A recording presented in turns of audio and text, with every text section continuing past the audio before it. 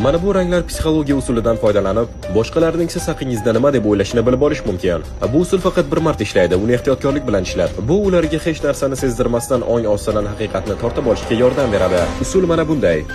Ulardan shunchaki so'rang. Men haqimda o'ylaganingda xayolingga qaysi rang keladi? Ular aytgan rang siz haqingizdagi asl his-tuyg'ularni ochib beradi. Agar u sariq desa, ular seni sodiq, quvnoq, hayotga nur tarqatuvchi deb biladi. Qizil desa, ular sening kuchingni sezishgan, balki manipulyatsiya qilish qobiliyatingni ham bilishadi. Ko'k, ular senga ishonishadi, seni xotirjam, qiziqarli chin do'st sifatida bilishadi. Pushti, ular seni shirin, beg'ubor yoki oson boshqariladigan deb hisoblashadi. Binafsha, sen ular uchun sirli, ijodiy, o'zgacha bo'lgan insonsan. Qora, sen o'zingdan iz qoldirasan, kuchli, zamonaviy e'tibordan chetda qolmaydigan odamsan. Yashil, ular seni erkin, ehtimol beparvo, lekin tirik deb ko'rishadi.